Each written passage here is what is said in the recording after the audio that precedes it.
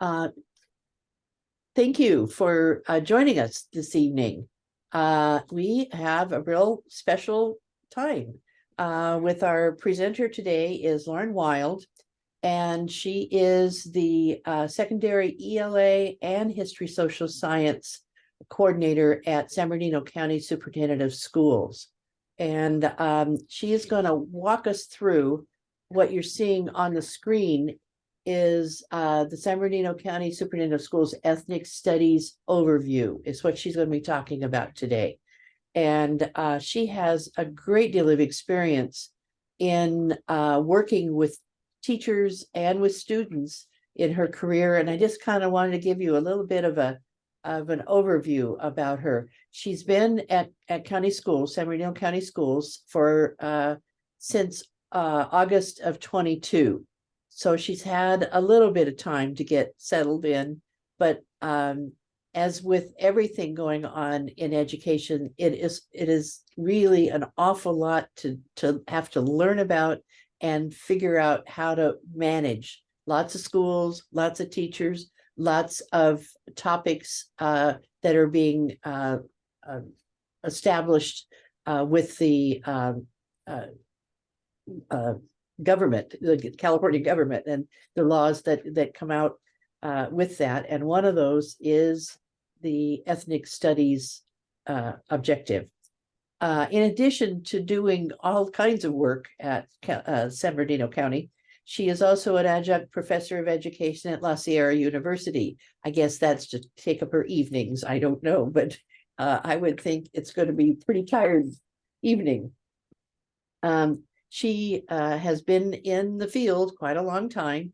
She was a teacher and also an assistant principal at Romoland Elementary School. And she was there 3 years and learned as an assistant principal. She was kind of coached into how to work with the younger kids that she hadn't worked with in classrooms yet. She's also worked at the state level in history social science. She was the chair of the history chair of the Instructional Quality Commission for California Department of Education. And she had a 4-year term and she was the chair. Think about that. That's quite a big deal in addition to everything else you're doing. You know, they don't release you from your contract at the school district when you go up to do those things. The activities included participating in the development of the curriculum frameworks, helping to facilitate the California textbook adoption cycles, and serving in subject area and ad hoc committees. So it is a big job, and it is extremely stressful because it involves a lot of different points of view about what people want in the curriculum. So she has been 10 years with the San Bernardino City Unified School District. She was the ELA curriculum program specialist, and it's listed in a little LinkedIn thing. There's about 20 things on the list of major positions she had to do and jobs to do. So I'm not going to read them all because it would take up too much time. Then she's also been a middle school teacher of language arts in 7th and 8th grade. And we were just talking before we turned the camera on that she spent a year in Bangkok, Thailand, in teaching English there. So this is a lady who has, if you ask, has been there, done that when it comes to education. And she is a very talented person and somebody that I think we're all going to grow from in the ethnic studies changes that are being made right now. So Lauryn, go for it. Well, thank you. That was a very thorough overview. That was so kind. And as you can tell, if you're listening in, I'm a little under the weather, so I do apologize. I have my tea and water and lots of cough drops. So hopefully I'll be able to be articulate as we learn together this evening. So I am really excited to come and share from a place of passion for our students, because hopefully this evening, as we dive a little bit into ethnic studies and peel back, a little bit about how ethnic studies came about and what this means for California and our students, you'll be able to see those connections with ensuring that our students really see themselves in the curriculum and are making those connections to school in a meaningful way that they can apply to their lives as well. So I'm glad to be here. So this evening, what we're going to do during our time together is we do have a short little energizer activity that, because we don't have too many people joining us, I might just do an overview and share some examples. This is a great energizer activity to do when you're working with different groups of people and to really make connections about identity and who you are. And then I'll provide an overview of the ethnic studies model curriculum, and then get into some areas that we're working on in San Bernardino County to support implementation of ethnic studies. So we have created an ethnic studies toolkit that is really modeled after the toolkit that Los Angeles County office they kind of led the way in providing the initial framework, and then we were able to take theirs and adapt it to our local context. And then we're also going to be sharing out in June a repository of ethnic studies resources that will continue to grow. And I will share information about how you'll be able to access that, along with our 2-day Ethnic Studies Institute that we're excited to showcase in June as well. And of course, I'll take any questions at the end. So this is the energy connector, and I will explain it, and then I will share mine, and then if anybody else has one that they want to chime in. This energy connector is called a 6-word story. So the idea is that you come up with a story in 6 words that defines or illustrates an important description, concept, or value about how you see yourself and your identity. Now, while you might be thinking about, what could that be? This actually is an activity that has come out in the news and media in the last year or so. And so I'll share with you a couple.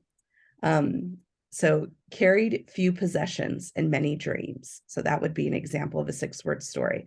I love this one. A father swims, a daughter soars. Just in those 6 words, you can really get the essence of maybe an immigrant story that was told there. Texas was Mexico, border crossed us, which, is definitely picking up on some interesting perspectives. Somebody helped me, now my turn. So we did this activity in one of my ethnic studies work groups, and I shared with them a few more, and these are specific to stories of famous individuals that you may recognize some of their pictures. They were asked to do the same energy connector of creating a 6-word story. And you'll notice that they all have in common the idea of immigration, that they were immigrants, but went on to do amazing things in our country, which is why, in fact, there's no names attached to many of them. We can just recognize them by their stories and their phrases. And so as we pause, if you have a 6-word story about yourself, you can unmute yourself and share. Or if you would like to, you can pick out one of the 6-word stories that you see on the screen and talk about maybe the impact that this has as you're thinking about these individuals and seeing their 6-word stories. And again, we're thinking about this as how it connects to the theme of identity and how we see ourselves and how others see us, which is a great foundation for our discussion tonight with ethnic studies.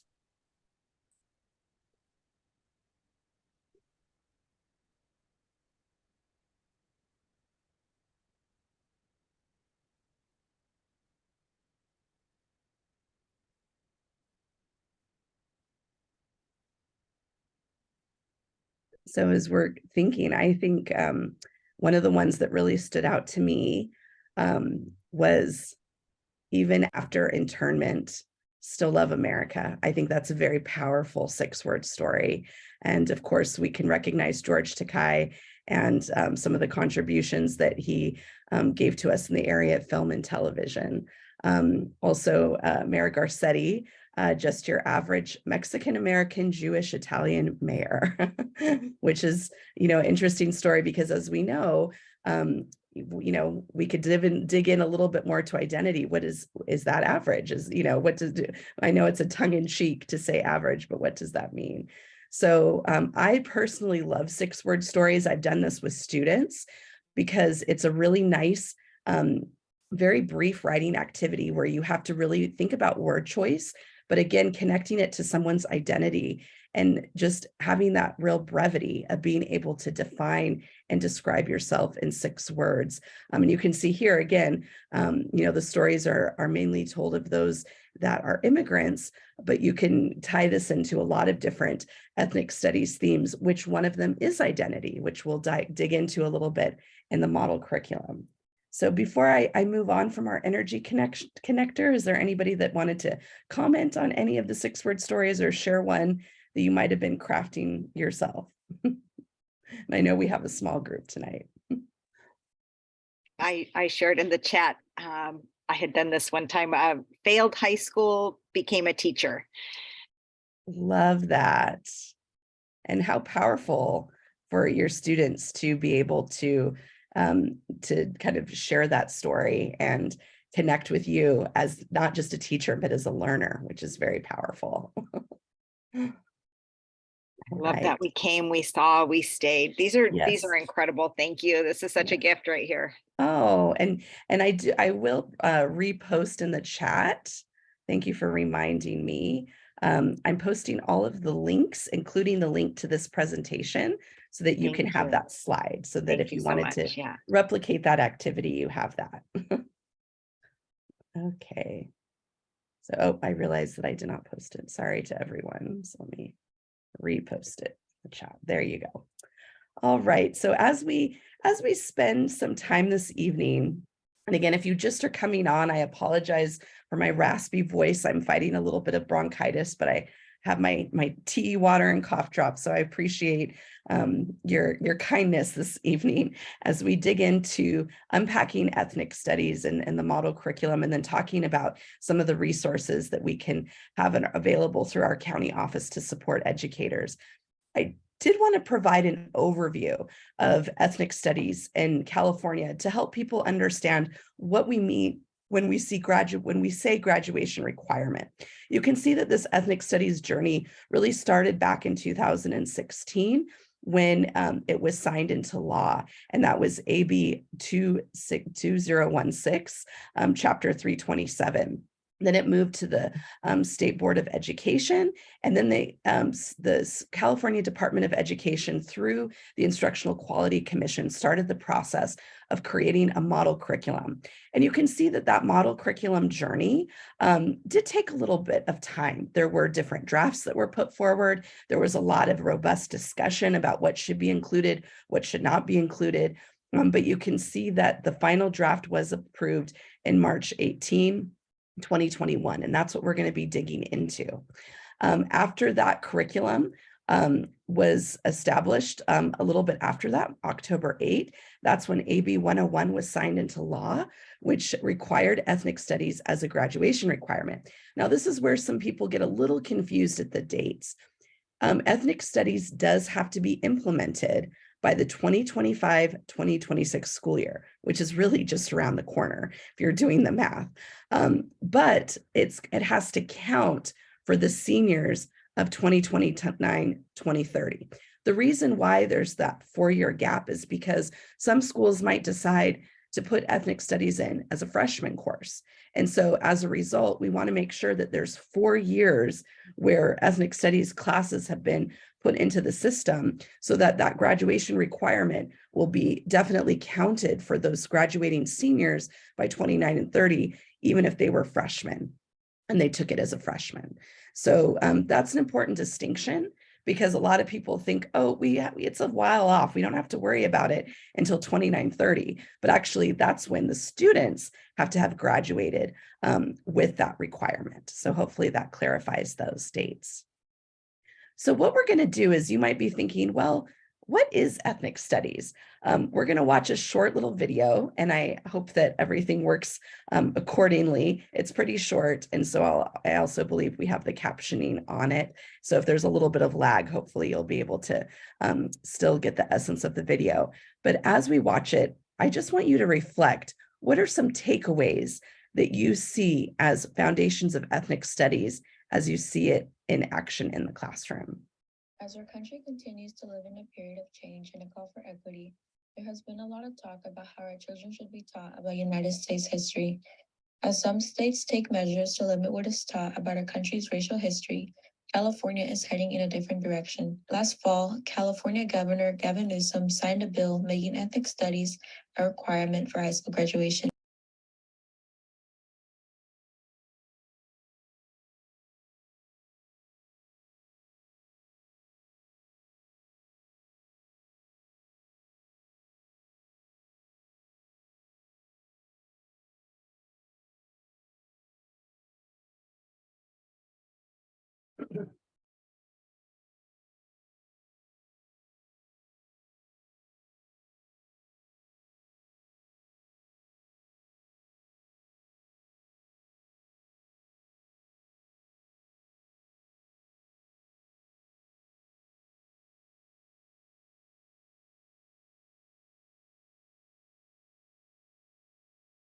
In the United States, ethnic studies. I'm sorry, I muted myself, and in the process muted your sound. So let me back it up so that you can catch that.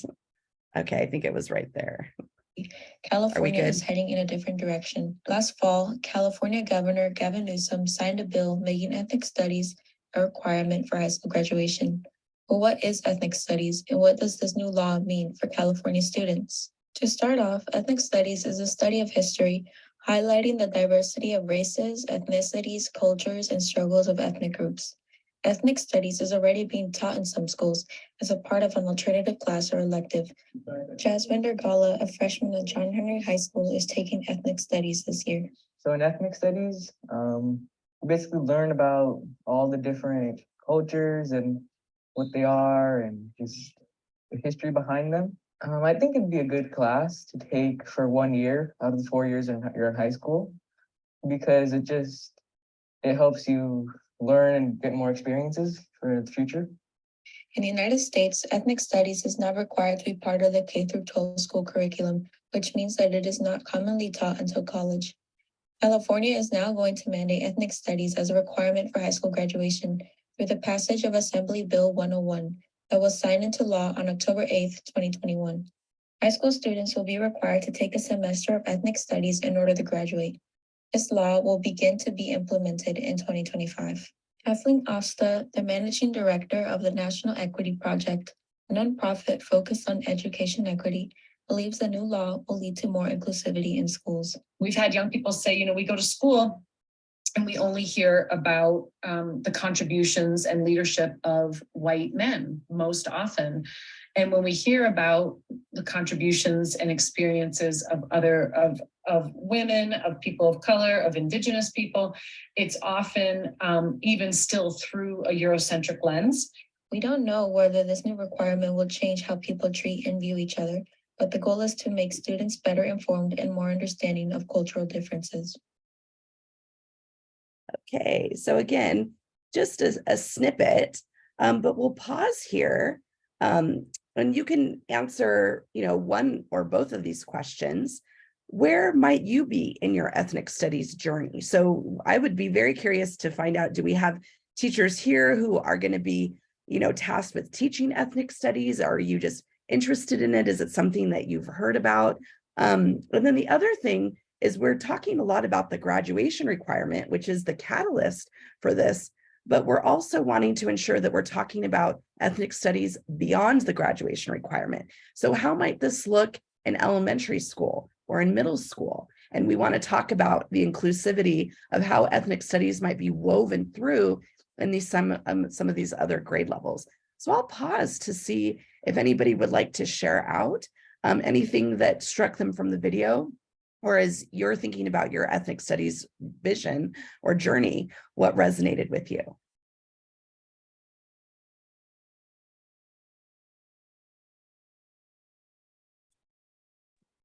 I'll just quick 60 seconds here. So our district started back in 2017 with kind of getting together an ethnic studies leadership group. In 2018, we had a handful of actually 3 visual and performing arts teachers that wrote course proposals, and those were approved, and 1 language arts teacher, which has supplanted a language arts course as part of the A through G requirement. So we've had that going, and now we've got a larger advisory group strategizing on the new timeline and how to keep those courses, those elective type courses, but how to make the program offerings more robust.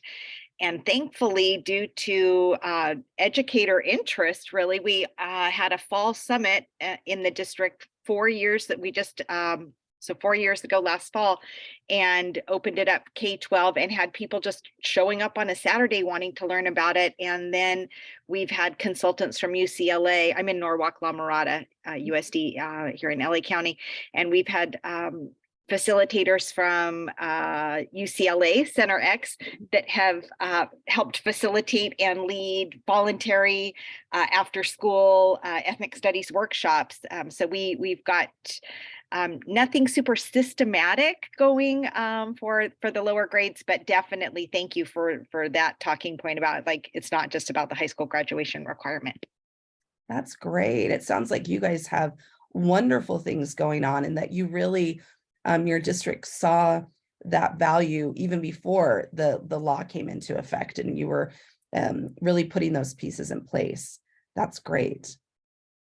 And so another comment from the chat, thinking about, how can ethnic studies really address the lack of acceptance and understanding with various ethnic groups?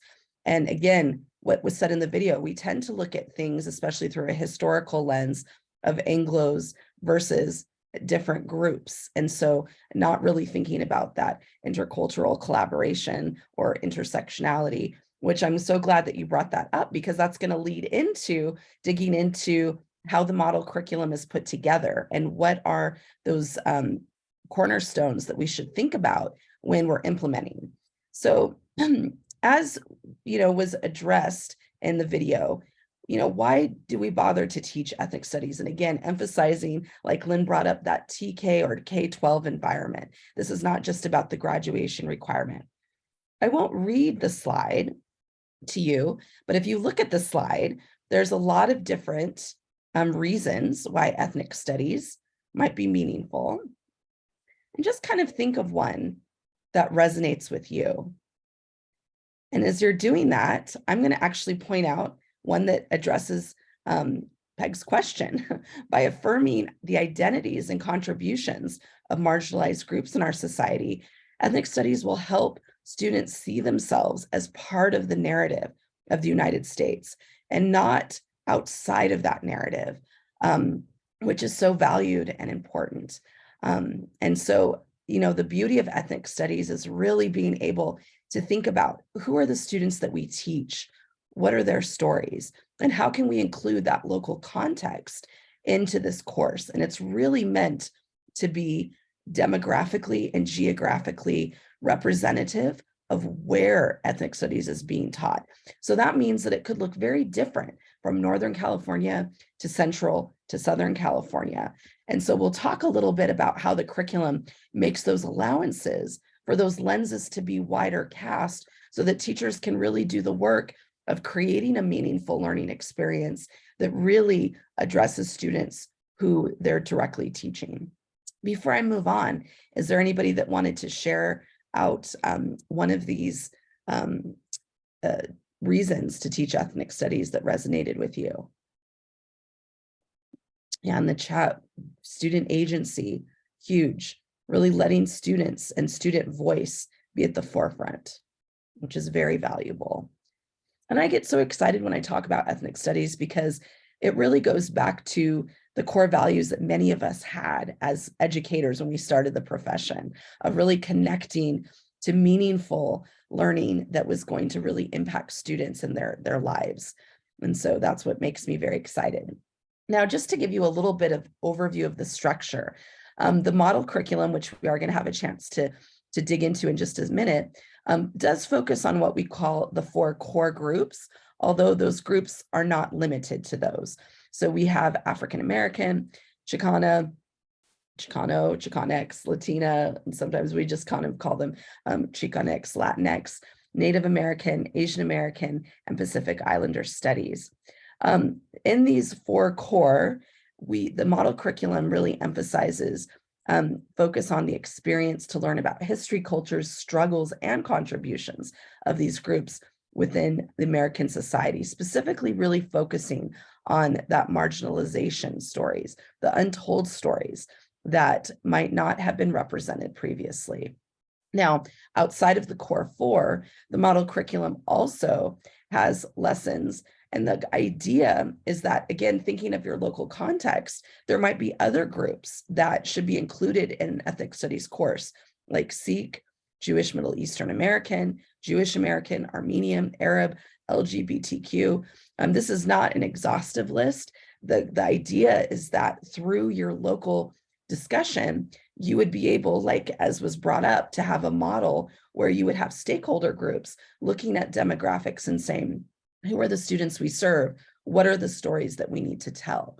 And again, it's through that local control lens where districts and teachers are really hands-on. This is not a publisher handing anybody a textbook, which is very different than the way that we've sometimes historically have taught history courses. This is really through a grassroots effort. And that's why I want to talk a little bit later about how we as a county office are supporting educators with some of those resources as they go through this journey. So I mentioned a little bit about the state requirements for ethnic studies. The good news is that there's lots of ways that ethnic studies can be counted. It can be its own standalone course, or it can be integrated into like an English class or an existing history class. It can be even included into visual performing arts. And I believe that Lynn brought up some examples of how their district started thinking about connections to VAPA, because that's a great place where there can be those integration. It does need to be approved, meeting the A through G requirements. And it should be developed, again, with guidance of a group where there's representation that can really talk to the audience that's going to be receiving this curriculum. So it's really meant to be a community effort, not just done in a vacuum where one person just develops the course in isolation, but really reflective of that community. And again, this is just a reminder. I wanted to point out that this research really talks about the impact of ethnic studies on helping students really develop a cultural identity that is really value added, where instead of just focusing on deficits of cultural groups, what happened, what wars occurred, what was the negative impact, that we're really focusing on assets. And that's really something that is carried through the idea of cultural sustaining pedagogy, that we're seeing our students and their stories as bringing value to the classroom. And that we as educators, we might not have the same background or context that our students do, but that's where their voices and their stories can be honored as we learn from each other in the curriculum. And as we learn to teach thinkers who ask questions. And, we want to bring in all of those great literacy skills and historical analysis skills so that we can really teach the process of being able to critically think and develop ways that students can question things that have happened in history, but in a safe space where we can honor those histories and pedagogies. And so I want to just, again, pause. What resonates with you about why we should teach ethnic studies? Or are there any questions or feelings that you might have as you think about this being a requirement for high school graduation, but then teaching it beyond that high school requirement?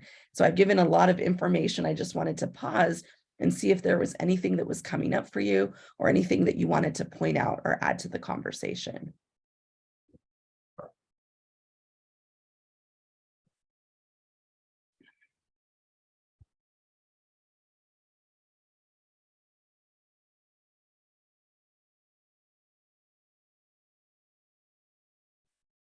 I know that in the work we've started to do, it's been really neat to see teachers really pay attention to the demographics of the students they're teaching. In fact, I'm going to talk a little bit about one of the projects that we're doing and developing resources for the county. And one of the teachers on our team is going back to her classes and surveying them and saying, what is it that you want to learn about this culture, this community, about your story? And really involving that student voice, which how exciting, we talk about student engagement being such a big mountain that we're always trying to climb.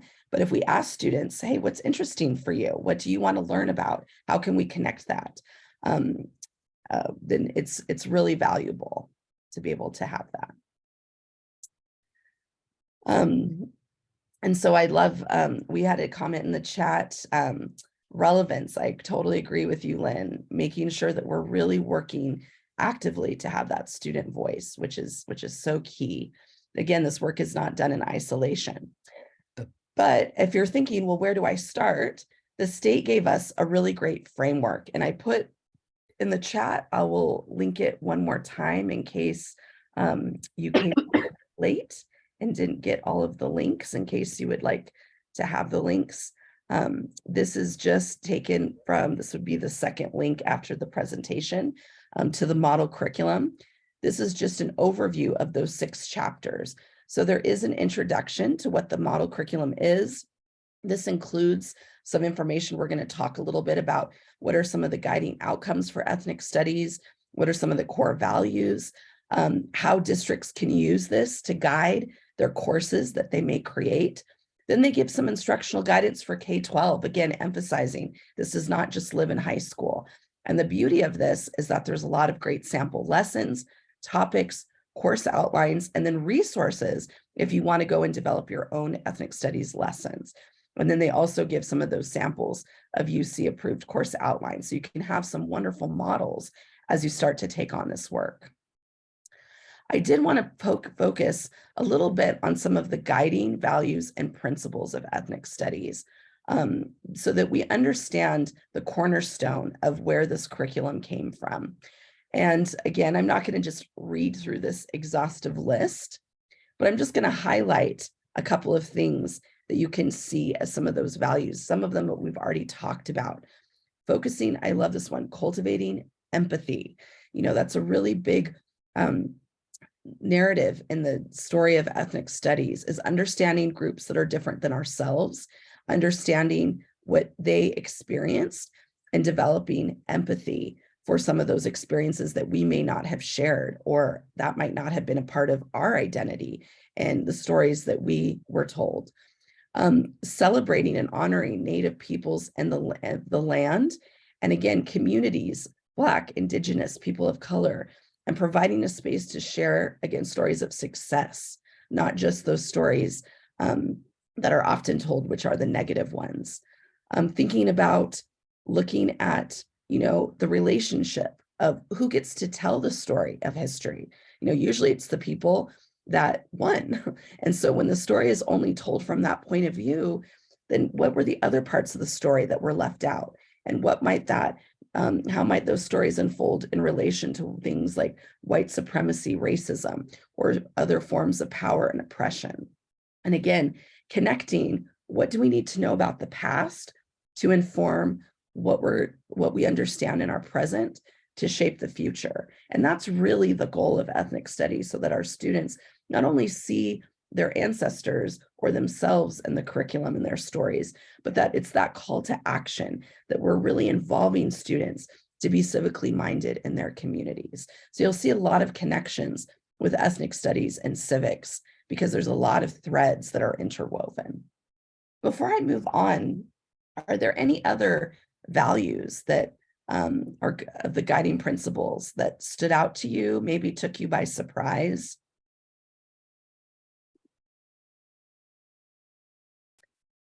I will mention that I know I would not be remiss if I didn't add that I think sometimes, unfortunately, these guiding values are where, if they're taken out of context or not, they're not presented with deep understanding. This is where community members sometimes can have a fear of what is being taught in ethnic studies. For example, if we're just pulling out white supremacy and we're not really thinking through how it connects to the story of empire building and its relationships to other forms of power and oppression, we just take that out of context.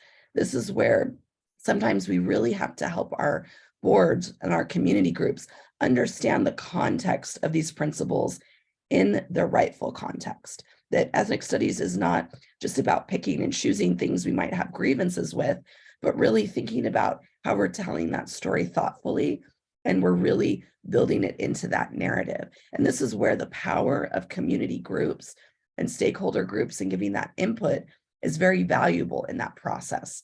And the groups that are doing this with other stakeholder groups are finding that it's been very healing and successful. I know Lynn mentioned earlier some of the processes that their district has gone through. When you invite everybody to the table to have a voice and it's transparent, we're finding that those districts are having very successful implementation of ethnic studies. When it's seen as something that is done behind closed doors, or people are afraid of kind of dipping their toes into the water, that's where things can be taken out of context. And then the community doesn't understand what is being taught. And that's where having transparency is really important as districts and schools build these courses and share the reasons why and how, again, it connects to that model curriculum and that legislation that was established. So in the model curriculum, the curriculum itself is organized by these 4 themes.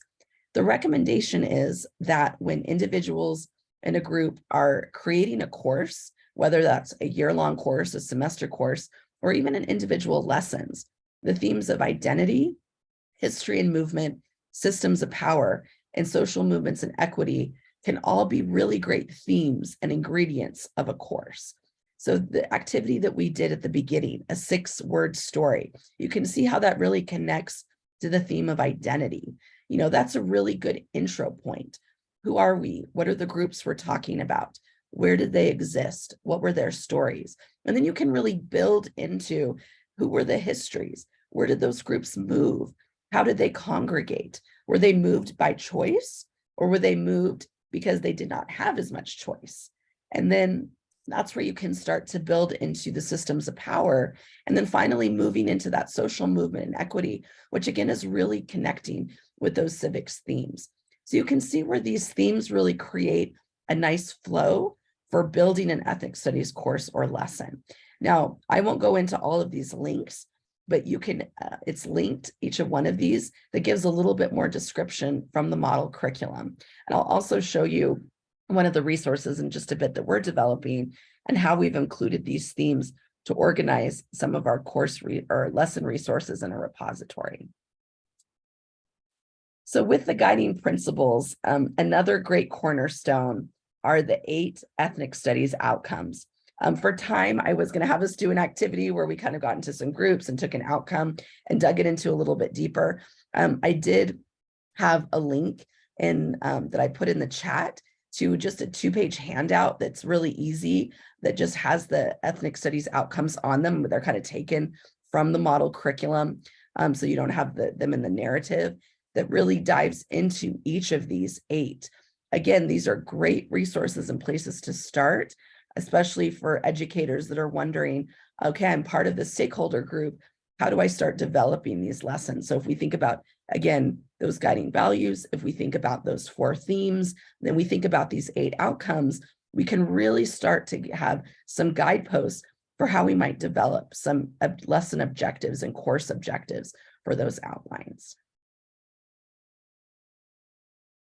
So this is where we're going to do a little pause and reflect on some of those 8 outcomes, and even think about how you could apply to using one of these outcomes to create a lesson or maybe a course outline at any grade level. So I will go back and do a pause in case someone had an idea that they wanted to share out. Lynn did mention in the chat, thank you, Lynn, that they use this document with their large advisory committee. So it's a great starting point, and I'm so glad you used it, because that was exactly the purpose I wanted to introduce here. If you're not sure where do we start, this is a very great place to start, which is this document. And then thinking about how might we take these outcomes and think about some potential lessons that we would like to have and develop. So I'm just appreciating you just even like putting it back on my radar, like we used it. And so, but even just seeing the outline again, it's like, it's a document to keep coming back to as courses are being developed, as like even for survey measures with students and educators, like how do we keep coming back to this and not lose focus? Like the broadness of this is useful. Thank you. And I'm so glad you said that, because again, I'll reference back to sometimes there's some hesitancy of where do we start. This is a very good document to start with, because number one, you did not come up with the text on your own. This comes directly from the CDE, comes directly from the legislation. And so sometimes that can be very comforting to stand by that, especially if you're working with stakeholder groups that are maybe critical of ethnic studies. You can start with a guiding conversation of what do we think about these values and outcomes, and then how do we connect this to the courses that we want to develop? Because when you look at these, 8 outcomes, I think you can, no matter where your personal viewpoint might be, you will be able to find some commonalities with, why is it important to pursue and teach justice and equity? I mean, that speaks directly to our founding as a nation and even our Pledge of Allegiance, right? Thinking about working towards inclusivity, self-understanding. And so this is a great place to start, especially if those stakeholder groups are wondering, okay, where might we start this process in a way that won't feel like it's something that we might, be too big to take on as the challenge. So thank you for those comments. Yeah, and if I can add really quick, I like the recognizing intersectionality outcome a lot, because I think that's really crucial. It's like an essential element to like the primary identity unit that you might utilize in the ethnic studies course. And I think if anything, that could be like the biggest takeaway that can address some of the things like Margaret Hill mentioned earlier about cultural understanding, like between different groups and things to that extent. I think once we have an understanding of intersectionality and how it applies to all of us in all of its different ways, then I think it can lead to a lot of those other outcomes as well. Absolutely. Thank you so much for sharing that. And this is really just a great grounding place. And the model curriculum can seem very overwhelming because there is a lot there, but starting with just these 2 pages can be a really great entry point. And thank you for bringing that up and thinking about, as your groups are starting to build curriculum, this is a great way to measure, are we going through with the goals that we set out to?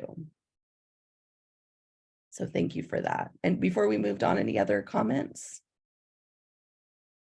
about the 8 outcomes? All right. So now I'm just going to get into sharing with you some of the resources that we have in development and the resources that are in development. So the first one, and I will say, and this was also linked into the chat, I want to make sure I give credit to the Los Angeles County Office of Education, because they built this toolkit initially, and then we got permission to take it and to customize it for our county. So this is what it looks like when you click on the link, and let me know if anybody needs me to repost the link. The purpose of this toolkit is to really help districts or schools with going through the process of really deciding how they're going to meet that graduation requirement. So you can see right here that we've provided the legislative background, an overview of what is ethnic studies, and then this is where we really want to make sure we're acknowledging all of the hard work from the LA County Office of Education and the individuals that put this together. And then within this toolkit are 6 steps. So Lynn was talking about, they established a committee, they got stakeholder groups together, they probably worked through a lot of these steps. But if you were a district that wasn't sure where to start, or this is the first time that you're starting to get into understanding ethnic studies. Within these steps, there's a lot of resources and materials, and then a lot of documents that you can download, and it can really pave the way. So for step one, establishing a committee, for example, I'll just click on a few of these steps so you can see. Once you get into this step, it will give you a lot of different materials that are needed. And then you can see there's even little mini action steps within that. So for example, if you're going to say, well, maybe before we even form a committee, we need to look at leadership support.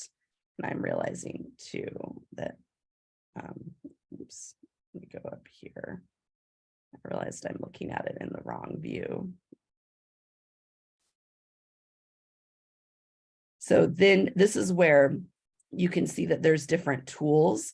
And then we've also included some of those models of school board resolutions. So if you're in our county, San Bernardino County, you can say that Chaffee Joint Union High School District and San Bernardino City Unified School District, as of a couple weeks ago, were the only unified districts that had put together ethnic studies resolutions. And so, but we do include a lot from LA County that can be used as models as well.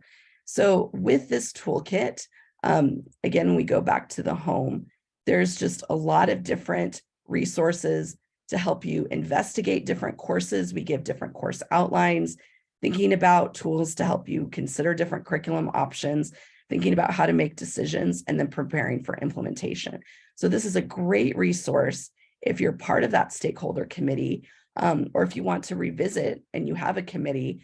It can provide a lot of tools to help walk districts through that process and really understanding, especially in step number 3, what are the different course options that they can utilize. So again, just wanted to, it's linked in there. There's also, we created a QR code, and we have this bit.ly that you can use to access that toolkit. And if you have any questions about the toolkit, you can reach out to me. We're the ones that house the toolkit, or if you see anything that's not working, I realized I'm going to go back after this and make sure that some of those links were working, that make sure everything is accessible the right way. Another thing that I wanted to share is that we have a steering committee for ethnic studies for San Bernardino County Office of Education. And the steering committee was established, now it's been last spring, so just about a year. The steering committee is made up of representatives from the community, but also from San Bernardino County Office of Education across multiple departments. So it really is an integrated committee. And the way it was structured is that we started by creating work groups around the 4 core. So you can see this graphic. It's not the one that this is actually being redone, but you can see Native American Studies, Southeast Asian American Studies, Latinx, African American resources. We have work groups for each one of those core areas. Now, what those work groups are doing, and they're working on this currently, is they're developing examples of ethnic studies lessons, course outlines, and then they're gathering and linking to resources that can be used to develop either lessons or courses, literary resources, visual performing arts resources, historical resources. It's not open yet. It's going to be housed on Canvas. I'm going to just take you and show you a little sneak peek of one of the work groups I'm working on with Latinx, so you can see what it will eventually start to look like. But it will be unveiled at our Ethnic Studies Institute in June, which I'm going to share that information with you, June 12 and 13. It is going to be publicly accessed, so anybody with the web address will be able to access. And even though that we're starting, this is kind of our first drop in the bucket, the goal is that as schools and districts across our county develop resources, they will go into this repository so that everybody can have access. And the reason we are really creating this locally is because we want resources that reflect our specific demographics. So for example, our Native American Studies work group, one of our partners is San Manuel, the tribe. They have developed a complete course telling the history of San Manuel. that's going through the process right now to get A through G approved. They've put together all of the, guiding questions, the resources, the book lists, the objectives, everything you would need for that course. They have put together through their local historians that they've researched, and even it went through to get tribal council approval. So that's an example of just having that resource be available for anybody to be able to say, oh, maybe that's a course that would really connect with what we would like to do. And then you can have access to those resources.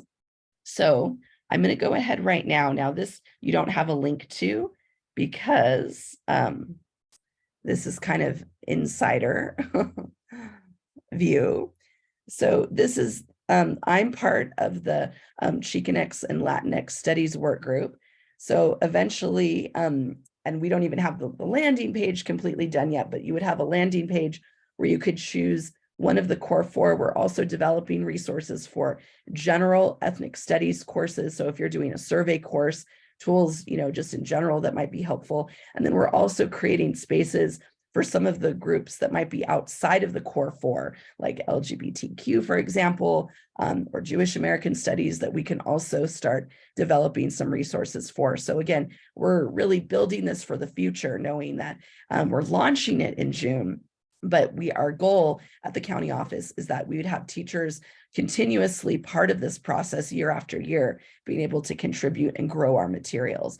So you can see here, this is where you could click to learn more about Chicanx and Latinx studies. Again, we're just pulling from the model curriculum. We're not reinventing the wheel, but we're just putting it in context.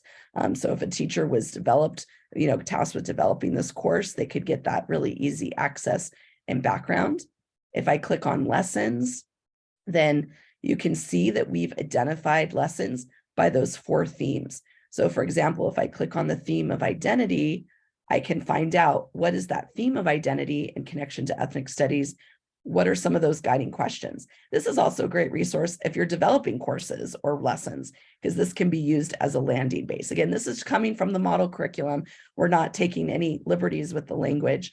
And then you can see our goal is then you would click and be able to access resources for elementary, middle, or high school grade spans. So this is where we're still in the process of adding resources and building. So I don't have that yet to show you or to provide a link to, but this is what we're working towards for that June reveal date. And then if we go back, it was following the same plan for course outlines. We actually just had a meeting last night where we talked about final decisions on how this page is going to look, along with our course resources. Our resources, we're really looking at dividing up by literary resources, so different recommendations on books, writings, primary source documents, a section that connected to visual and performing arts, and then a section that could connect to historical context. So the goal is from the resources, we can also not only pull what's from the model curriculum, but pull from other historians that we have working in our work groups and resources that have already been being built. So we've been reaching out to all of the high schools that already have Latinx courses on their books and saying, hey, can you give us your outline so that we can add it to our repository, and really just sharing ideas and models to make it much easier for educators as everybody's doing the work of figuring out what their content is going to look like. So I wanted to pause there in case there was any questions about those resources.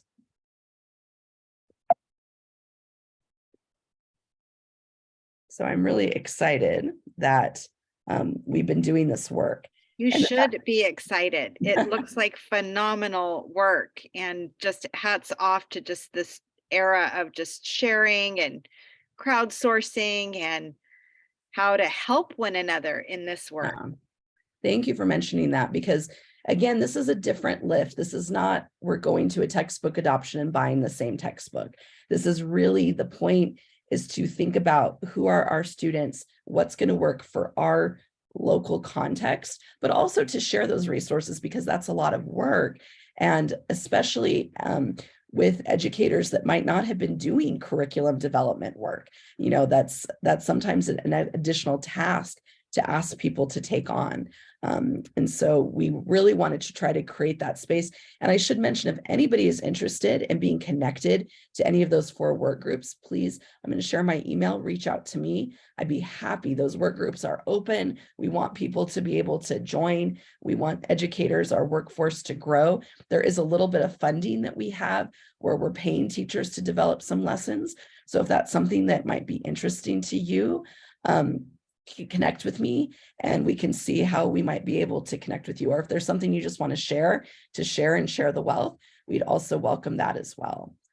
So with that spirit, I did want to let everybody know that we do have on June 12 and 13, our San Bernardino County Office of San Bernardino County Superintendent of Schools is offering a 2-day Ethnic Studies Institute.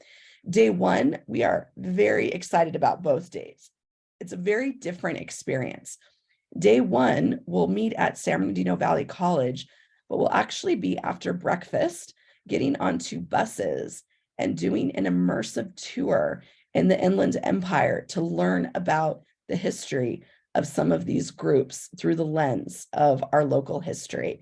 So we've been doing the dry runs for the tour. We've been working with Daniel Walker. If you're familiar with his work, he does the tours, footsteps, from the South, like really thinking about the Underground Railroad. He's very involved in a lot of that work. He's been partnering with us to really develop a high quality immersive tour. Our goal is to have an institute every year where we go to different places of the IE, because there are so many stories to be told, and really for educators to understand what does the local context look like, and to learn about things in their own backyard they might not have been aware of.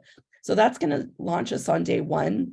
Then we'll come back and have a lunch where there'll be a panel on ethnic studies from community leaders sharing out their work. And then our community engagement department is going to be sharing some resources to really help groups think about how do we engage our community, our boards, with this work of ethnic studies. So a lot of fabulous tools. Day 2, we'll be having a keynote. And I should mention, on day 1, the mayor of San Bernardino, Helen Tran, and James Ramos will also be a part of that. Helen Tran will be doing the welcome, and James Ramos a land acknowledgement. And then on day 2, Dr. Greer, who's from San Bernardino City Unified School District, he's also an adjunct professor at Cal State San Bernardino, will be giving a keynote. And then the entire rest of the day will be breakout sessions. So there will be breakout sessions from schools who are doing the work at various levels, different experts. There's a lot of work around culturally sustaining pedagogy. There will be an opportunity for people who have been doing the work in these work groups to share out their resources. And so there's just a lot of great sessions that are available. It's pretty low cost. It's open to anybody. It's $35 a person for 2 days worth of meals, breakfast and lunch. And then, or if you have a district team, you can have $100 to send a team of at least 4 people. So I think it's a very good deal. And so again, if you click in this presentation, if you click on the picture, it gives you the link. But I think I also put the flyer link in the chat as well for you.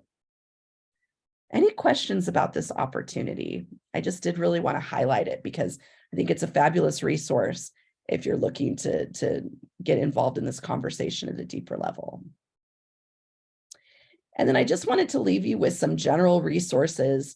A lot of these were curated by LA County, but just different things like links to the legislation.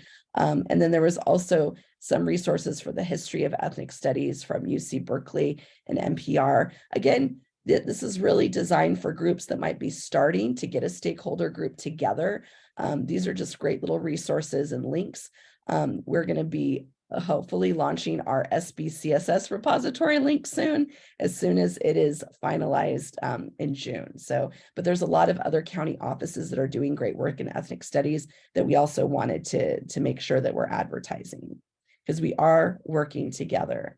So with that, that's the end of my, I guess, direct instruction or direct information portion of this presentation. I did want to make sure that you have my email address. I'm happy to reach out And I'm happy to just pause and answer questions or have anybody share if there's other things that that is helpful to anybody that's doing this work and involved in this ethnic studies conversation.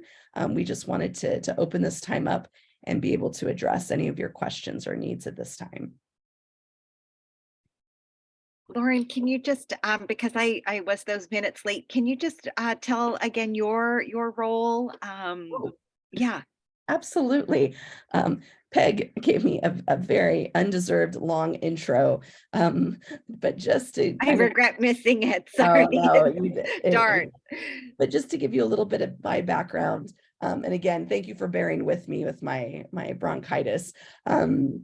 I am now the new coordinator in San Bernardino County Office of Education for History, Social Studies, and ELA. So those of you that might have known Barbara Lane, I'm Barbara Lane's replacement. So she was in this role for a very long time before I had the pleasure of joining in August.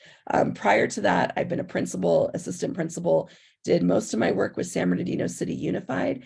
I also was a member of the Instructional Quality Commission. So I had the opportunity to work on all 4 of the frameworks during the 4-year tenure that I served. So I'm really excited to be at the county office. And as soon as I started in August, this was literally my first project, was ethnic studies and jumping into the toolkit. And so I've been really excited to be a part of the team and connect with Peg and James and really be able to be part of your circle. So thank you so much for being so kind.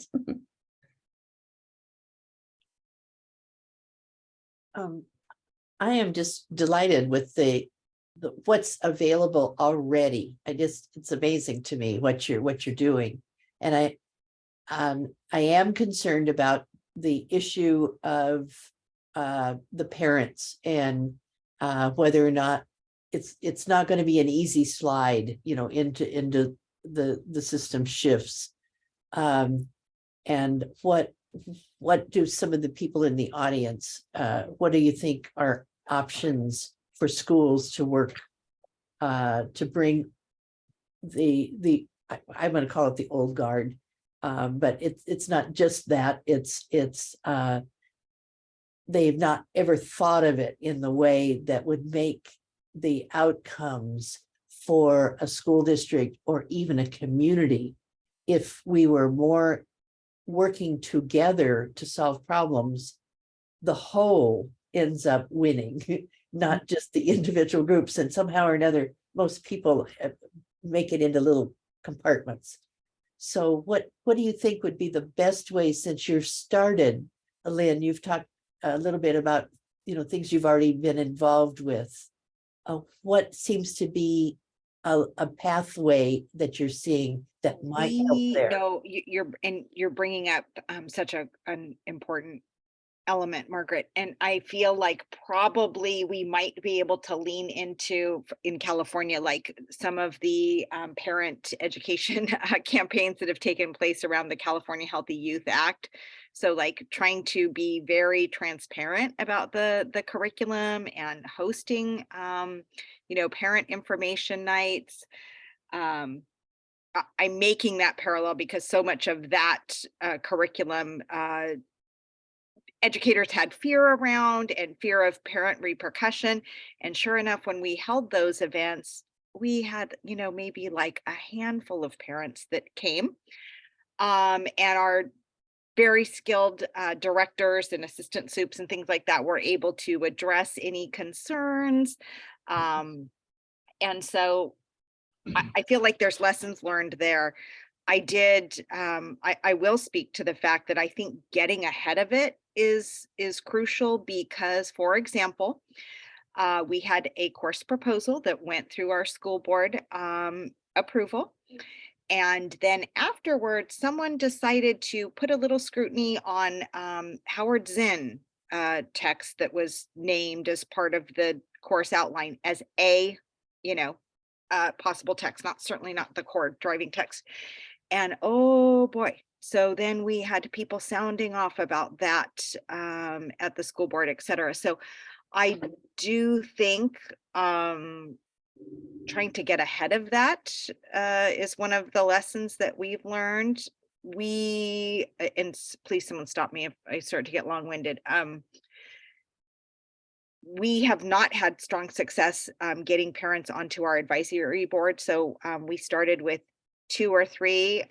Well, we have luckily one that is also an educator in the district. So we still do have like a couple of parents represented on there, but not as much as we'd like. But all of our that has risen to the surface as one of the things that we want to do first in terms of an action step leading up to the graduation requirement rollout. So we really want to have a parent education campaign going about the requirement and trying to show some lessons and show some materials and help parents understand before they're getting the Facebook version of it.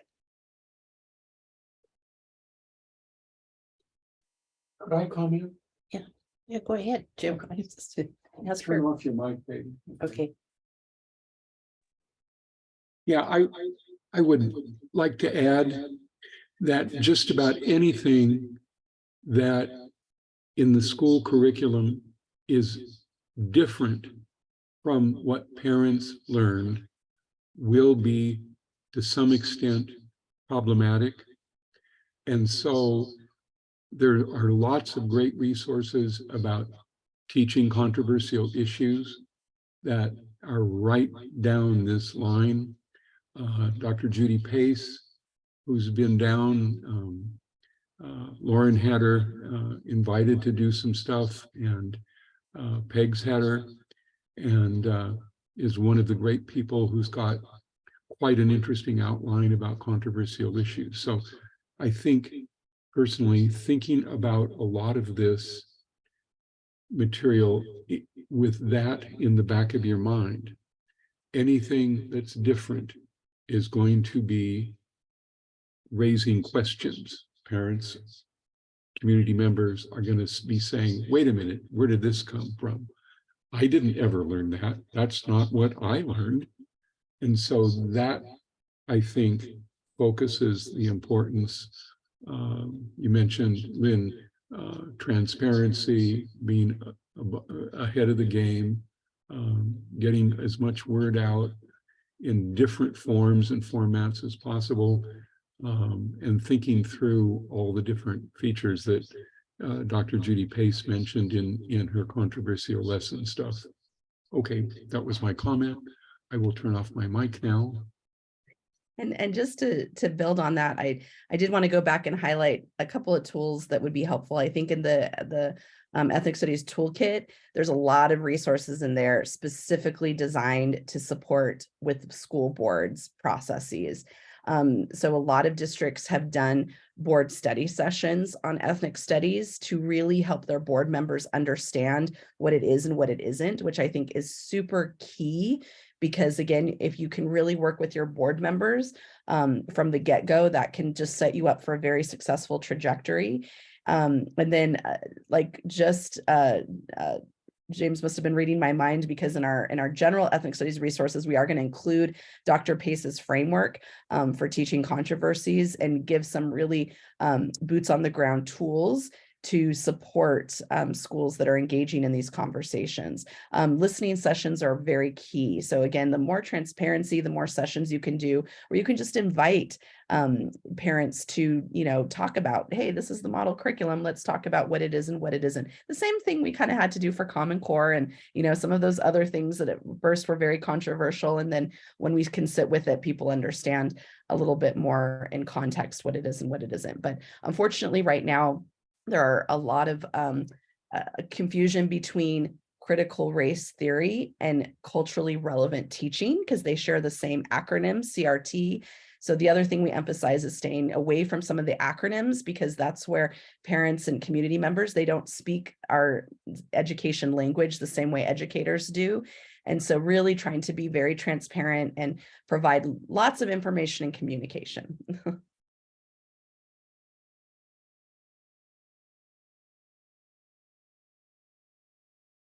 I forget. There you go.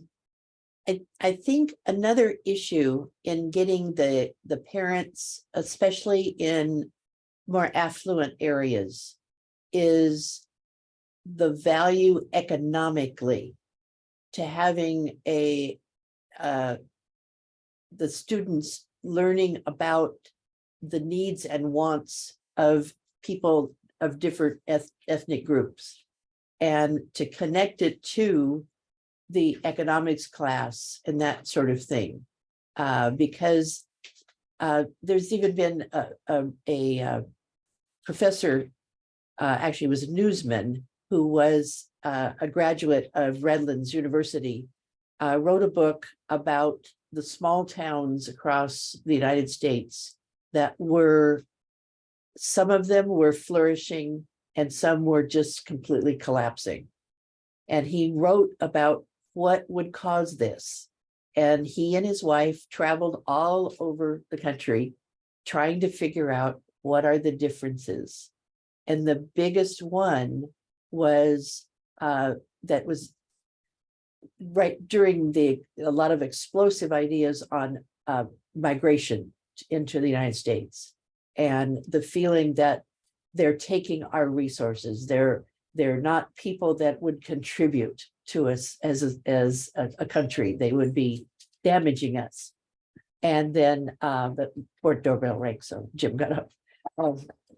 And the dog, so the thing that was so interesting as they studied each of these little towns, if the community figured out a way to work with this new ethnic group, those towns became bigger and they had more shops, more economic development.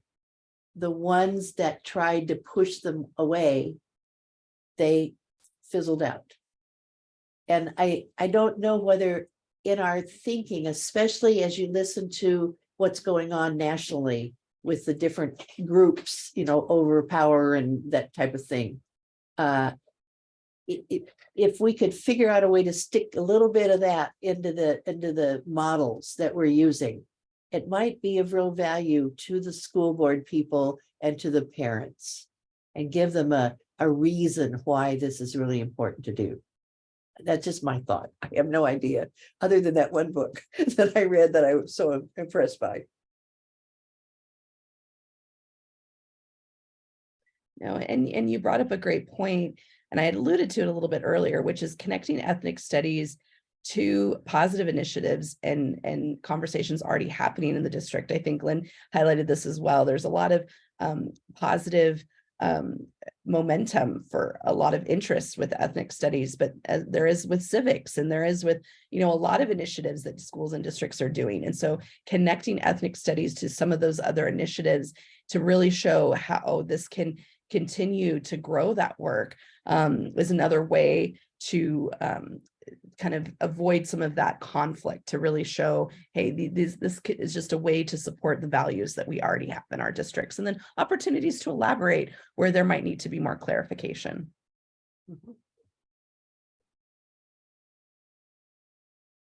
Okay, I think that's it. We are at 5:20. That's pretty good. And I think it's going to be an excellent and well-used PowerPoint that well, PowerPoint's there too, but I mean the YouTube event, or I don't know where. I'm hoping we get to put it on our YouTube site, and you're going to probably have it at the San Bernardino County, whatever its site is as well. Is that correct? Yes. And then I'll also make sure that I share with this group when we do a flyer for our repository, when it's all branded, I'll make sure that this group gets it so we can send it out. And then we'd love to see you at our institute if you're available. So, and then you have my email, so just feel free to reach out. Peg and I are really working to make sure that we're collaborating as well, since we're all really, swimming the same way with many of these things. So it was great to be with you this evening. And nice to meet you all, Lynn and Rebecca. Thank you. Thank you for so hosting. much. I really Seriously. appreciate this. Have a Great. lovely evening. Thank you. Such a star. Thank you, especially with you not feeling 100%. So thank you for your devotion and not, bailing out on it. So they have very clearly hired the right person for the right job at the right time. So Agreed. amazing. Yeah. That's very kind. I know I've been on the other end of PD when people have canceled on me. So I told Peg, I said, just, my voice will be a little frog-like, but we'll get through it. No, and beautiful facilitator moves despite the small group. So thank you. I mean, it all would have worked with 150 people here. So thank you for the work that you're leading nearby. And I am going to be emailing you. Yeah. Do you know Virginia Reichel by chance? I don't know that name. No, it doesn't matter. I'll email Yeah, you instead of connect. taking up space I'd- right now, but okay. Thank you. Thank you so Okay. much. Bye. Thank you. Bye-bye and thank you. Bye-bye. I'm going to do something here. I'm going to do them. Well, I think it went very well. Yes. At one point, we had 8 people. Yeah, that's, I saw, and it went back and forth. Yeah. And they were certainly engaged, and I will be able to send out this recording. I will trim off this little end of it. Okay. Probably in a day, because when I save it and load it into Google Drive, it takes a little while for Google Drive to get everything together. And then I'll also put it on our ICAS YouTube page. And people are going to that, and they're watching some of those things. So Good. that's really great. I Yeah. hope I it was need to make sure helpful. that's part of the newsletter Yeah. for them to Okay. do that. I've hit it a couple times, but Yeah. I've not been going into that thing myself. So And what I am finding, okay, now this is technical stuff. As you were talking, I was going back and forth into our Wix software thing, and somehow or another, some of the innards of that URL got changed. And I was so careful this time. I mean, I kept checking it and checking it and checking it. And so we may have lost people because of we that. may have lost people. We got it. I got some people in who, I went immediately into my email, and I was watching very carefully throughout. And there were several people, a couple of these ladies emailed, and they said, I can't get in. And I immediately pasted in the right URL and said, try this, boom, and it worked, just like I did with you. Yeah. But Wix has been, that's our, our Sorry. website that we use. So I don't, How and frustrating. they like, I got to do it a different way. I don't know, we got to figure it out. Yeah, we'll figure it But out. We'll figure it. All We're right. going to conquer this thing. Well, sounds good. You guys have a lovely Wait a minute, you're evening. muted. Oh, I think I'm on mute. I can't hear you. Wait a minute. Maybe you. Can you hear me Let me turn now? my sound up. Wait a minute.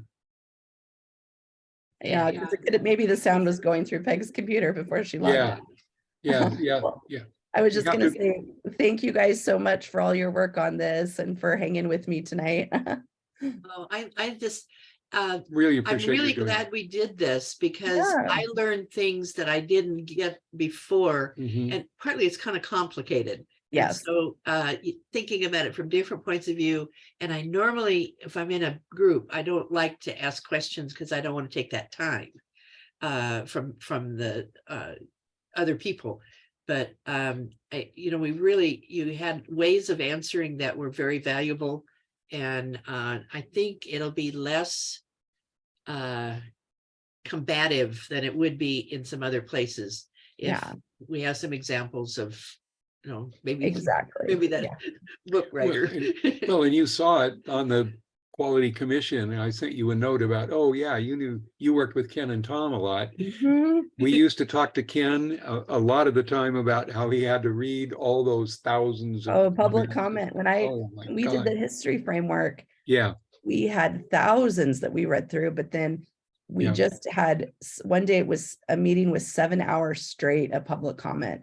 And Yeah. that was with everyone just got 1 minute. I mean, it Well, was, and some communities, particularly the Hindu community, got really Yes. organized about my minute leads to your minute, leads to the Yep. next minute, leads to the next and minute. many of them were out of state. They weren't even California people, but it was Right. such a monumental thing. But no, I was the chair during all those meetings. So I definitely got a front row seat to that experience for for better or worse. It was definitely an act. I felt like I really earned my badge of civic participation through that. I would say, yes, you really did. Well, really, the writers just about got killed. They were so strung out after the rewrites demanded and then redemanded and then redemanded, and Yeah, good people being damaged was a little hard on. yeah. I didn't know what to say then when, you just. See, I kind of think that's going to be similar. I really do. Yeah. But anyway, yeah, at least we all know what it looks like. Yeah. Well, thanks you guys so much for toasting this. I think it's very valuable. Okay, and there's another thing that's really good for bronchitis. Oh, Red wine really helps. oh, I did not know that. Here I'm with my echinacea tea. There you go. All right. All right. Thank you for the Take care. tip. Bye Take bye. care. Bye-bye. Bye.